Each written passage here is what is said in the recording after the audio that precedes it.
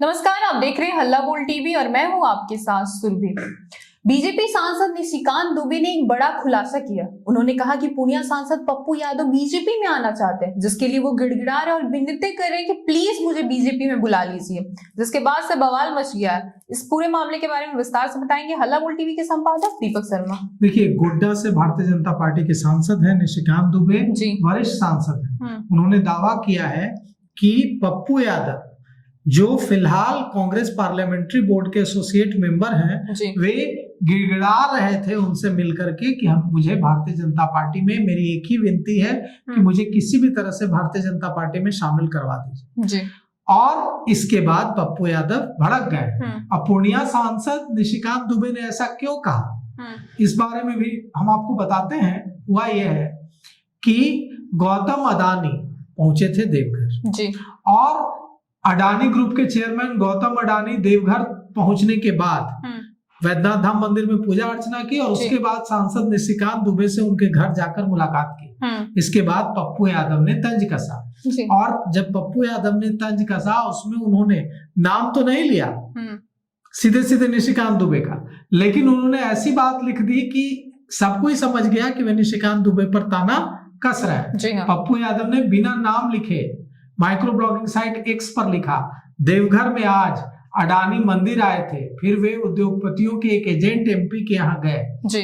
उन्होंने यह भी लिखा कि नेहरू गांधी परिवार के खिलाफ जो दुष्प्रचार चलाया जा रहा है उसके पीछे असली निवेशक गौतम अडानी, और यह लग रहा था कि यह टिप्पणी निशिकांत दुबे पर है। हालांकि उन्होंने निशिकांत दुबे का नाम नहीं लिखा था। इसके बाद निशिकांत दुबे कहाँ पीछे रहने वाले थे, निशिकांत दुबे ने पलटवार किया और निशिकांत दुबे ने कहा कि अभी संसद सत्र के दौरान यही सज्जन लोकसभा के अंदर मुझसे मिलने आए थे।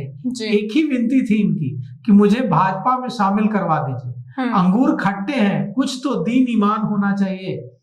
अब भाजपा सांसद निशिकांत दुबे ने इतनी बड़ी बात लिख दी कि भाजपा में एंट्री के लिए गिड़गिड़ा रहे थे। उसके बाद पूर्णिया सांसद पप्पू यादव भी भड़क गए हैं और उन्होंने फिर एक्स पर लिख दिया, लिखा कि इस महोदय का नाम तो नहीं लिया था, मैंने इस महोदय का नाम तो नहीं लिया था, लेकिन जब वो सामने आ गए हैं तो इनसे पूछना चाहिए कि प्रमोद महाजन जी के यहाँ कौन सी जमीन की जमींदारी संभाल रहे थे जनाब जी।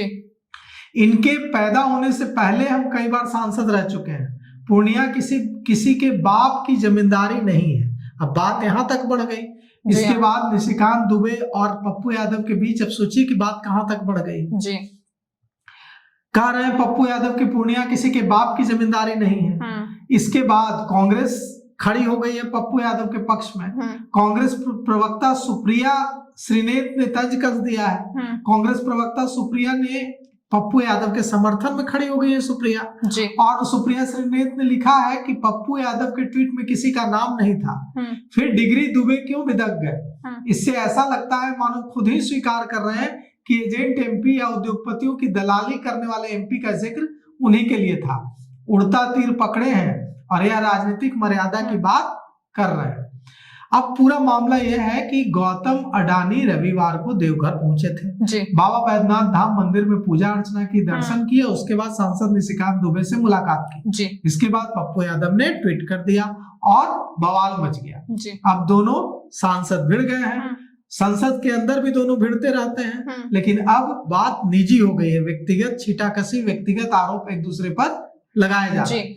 शीतकालीन सत्र के दौरान भी 2025 में निशिकांत दुबे और पप्पू यादव भिड़ गए थे। निशिकांत दुबे ने संसद में ही, लोकसभा में ही पप्पू यादव को कहा दिया था कि पप्पू यादव बैठो ज्यादा, और यह वीडियो भी काफी वायरल हुआ था।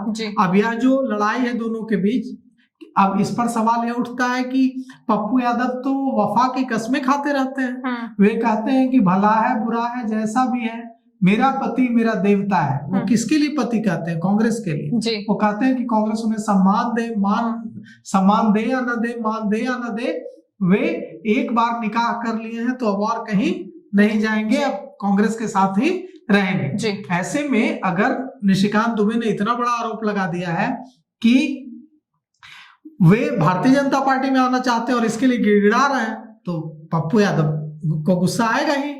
और क्या इस बात में सच्चाई है? क्या सचमुच पप्पू यादव गए थे निशिकांत दुबे के पास और यह विनती कर लेकर गए थे कि मुझे ले लीजिए भारतीय जनता पार्टी में? क्या ऐसी बात है? तो देखिए अब पप्पू यादव इस पर आगे क्या सफाई देते हैं या नहीं देते हैं, या निशिकांत दुबे इसे लेकर और क्या खुलासा करते हैं जी।